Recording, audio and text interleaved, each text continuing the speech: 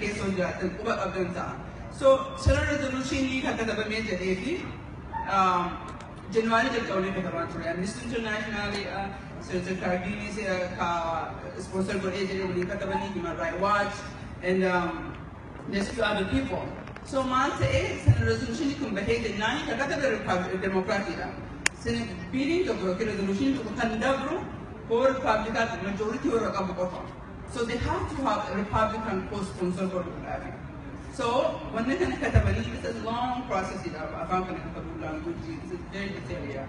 So they need a Republican to co-sponsor.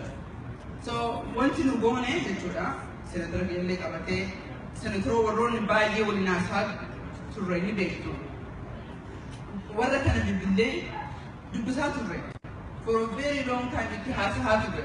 Because of that, Senate resolution it has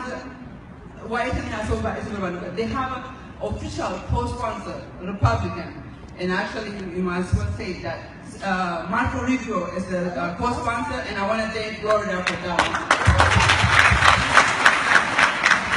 So, Tanasi, we the advocates we did that.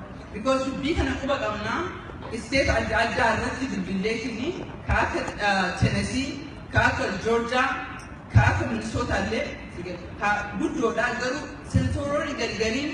they are more aligned with our issues, human rights issues. Kanafi you nujirane link in sun yo jirade yo kubak abane isin kubak abatu kubak abatu ni boda mo kan jiru akani ti wala kan dubistani wala kan mar tanini. We need a strategy to get it. March to the bill, over the March to the ma. Yo resolution to your more Cumberban,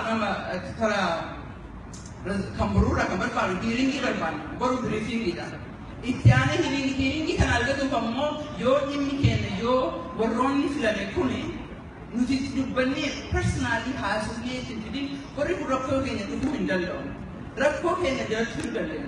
The only by application you have most of us are citizens, legally, we cross border legally, citizen. We have a power to vote. Our vote will change that. They care about that. But Kenya, I think Senator from Illinois, Senator Kerr, is Republican. One, officer, he's willing, he's considering, we're talking the January, we're talking about, they've followed the resolution. At customers hearing, even though congressional work from the House side, they have to be involved in it. You guys have to involve them. Who is involved in within, yours in the end of the scene, with the more academic that involved we will make that happen for you guys. It's no more from go to after it.